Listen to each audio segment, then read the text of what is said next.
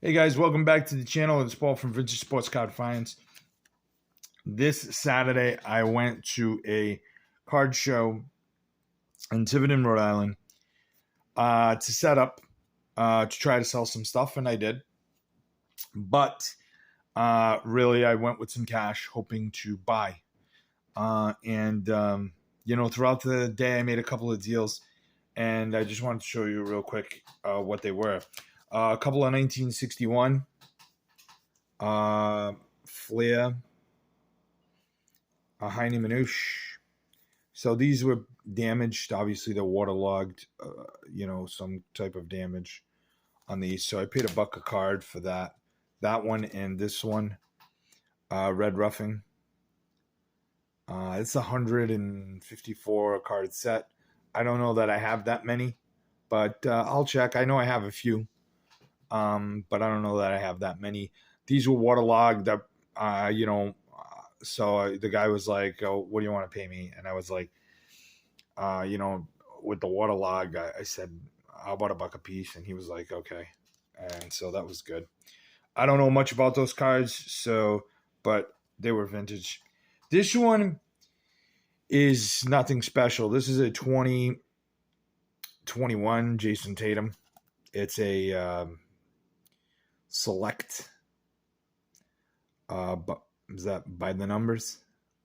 Anyway, I don't know anything about this card, but this kid had the card for sale for $5, and there's an interesting story that goes along with the reason I gave him the $5 for this card. I wouldn't have typically bought this card for $5 because it doesn't really mean anything to me, and it's not a rookie, it's not anything. It's just a random Jason Tatum card, so it's probably like a $2-3 card. I don't know, but I gave him the $5 because we had an interaction. Me and this kid. I call him a kid because he's like half my age, but he's young. He's probably like in his 20s, late teens, early 20s, and he was a vendor there, and he had this card. And anyway, we had an interaction. I'm going to do a video on the interaction, so it'll make more sense when you see that video why I gave the kid $5 for this card. So anyway, and then the buys of the day, these came from two different vendors that were there. This is a 57, 57 Roberto Clemente. It's off center. I don't know what's going on there. Like, I took it out to look at it, and so I paid him, I think, $70 for it. It's a filler, but they were selling for around $70, $80, maybe $90 on eBay when I comped it out. Similarly graded cards, so I was happy with this. I don't have one from that year, I don't believe, so I was happy to pick it up. That one, and then that was the one I picked up later in the day, and then this one was this is a 59 Clemente, and this one I picked up earlier in the day. Just checking something here. Picked this one up earlier in the day from another vendor. I picked this up he gave me this card, a Robin Yount rookie post. I don't know. That card didn't seem, I'm not a big fan of most of the post cards, but if it's a Robin Yount 75 post, 76 post, that's not bad.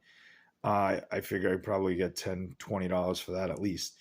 And then on top of that, he gave me a couple of 86 and 87 type Dan Marinos, John Elways, and Joe Montanas. So, that was kind of to sweeten the deal. So it was $80 for everything. For this, the post, Robin Yount, and the other stuff. I really didn't ask for the other stuff, but he just kind of threw it in. Because I had originally offered him $75 for this. And he's like, will you do, if you take all this other stuff, will you do $80? And I was like, okay, really? Because all I wanted was the Clemente, and that was within the comps anyway. So I was really excited to get these two.